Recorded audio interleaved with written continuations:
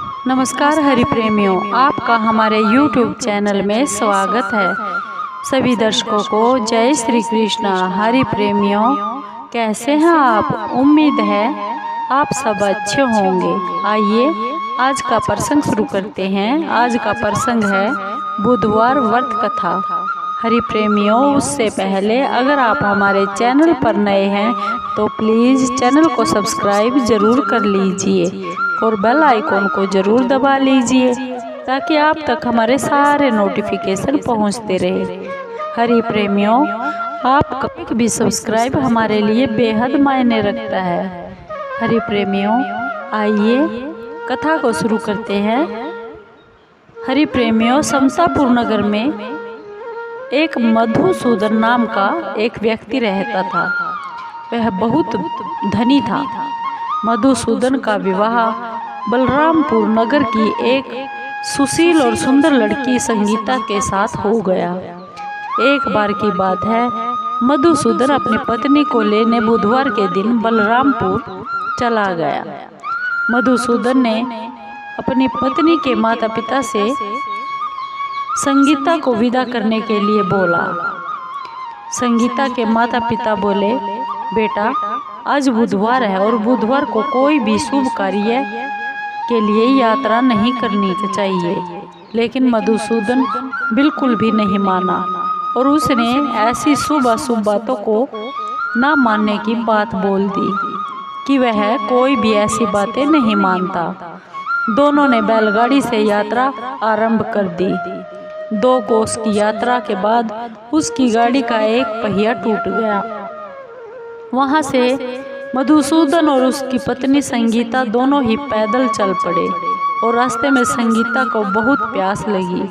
मधुसूदन उसे एक पेड़ के नीचे बैठाकर पानी लेने चला गया।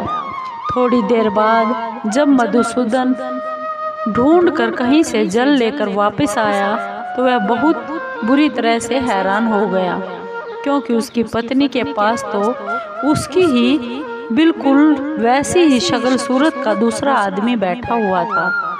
संगीता भी मधुसूदन को देखकर बहुत दंग रह गई। वह दोनों में कोई भी अंतर नहीं कर पाई।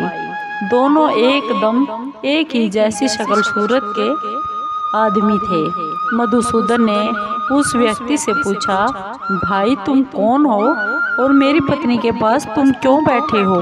मधुसूदन की यह बात सुनकर वह आदमी बोला, अरे भाई, तुम्हारा दिमाग खराब हो गया है। यह मेरी पत्नी संगीता है और मैं अपनी पत्नी को ससुराल से विदा करा के लाया हूँ। लेकिन तुम कौन हो जो मुझसे ऐसा प्रश्न कर रहे हो? मधुसूदन ने कहा, तुम कोई ठग या चोर जरूर हो। यह तो मेरी पत्नी संगीता है। मैं इसे पेड़ के नीचे बैठाकर इसे प्यास लगी थी, इसके लिए पानी लेने गया था। इस पर उस आदमी ने कहा, अरे भाई तुम झूठ बोल रहे हो। संगीता को प्यास लगने पर जल तो मैं ही लेने गया। सिपाही उन दोनों आदमियों को पकड़कर राजा के पास ले गए और सारी कहानी राजा को सुना दी, परंतु राजा कोई भी फैसला नहीं कर पाया। संगीता भी उन दोनों में से अपने असली पति को बिल्कुल नहीं पहचान पा रही थी। राजा ने दोनों को जेल में डाल दिया और कहा, राजा के फैसले पर असली मधुसूदन बहुत डर गया। तभी आकाशवाणी हुई, मधुसूदन, तूने संगीता के माता पिता से जो बात कही थी कि मैं शुभ और अशुभ बातों को नहीं मानता, तुमने नहीं माना और बुधवार के दिन अपनी पत्नी ससुराल से लेकर आ गया। यह सब भगवान बुद्धदेव के प्रकोप से हो रहा है।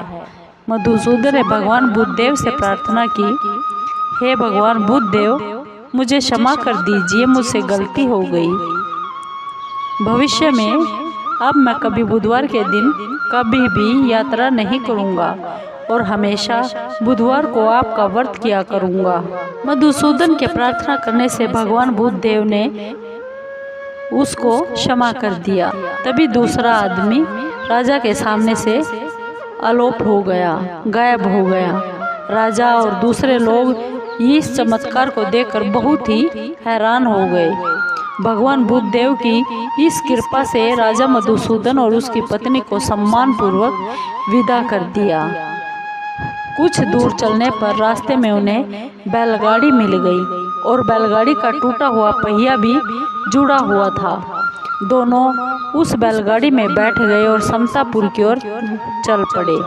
मधुसूदन और उसकी पत्नी संगीता दोनों बुधवार को व्रत करते हुए आनंद पूर्वक अपना जीवन बिताने लगे। इस तरह भगवान बुद्ध देव की कृपा से उनके यहाँ सब तरह की खुशियाँ बरसने लगी। इस तरह है जो भी स्त्री या पुरुष विधि विधान से बुधवार का व्रत करके इस व्रत कथा को सुनता है, भगवान बुद्ध देव उनके जीवन के सभी कष्ट दूर कर देते हैं और सभी मनोकामनाएं पूर्ण कर देते हैं।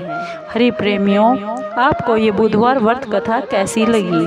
अगर आपको ये कथा अच्छी लगी हो तो प्लीज़ चैनल को सब्सक्राइब कीजिए, लाइक कीजिए, शेयर कीजिए और कमेंट ज़रूर कीजिए। आपके कमेंट का हमें बेसब्री से इंतज़ार रहता है। हरि प्रेमियों, जय श्री कृष्णा।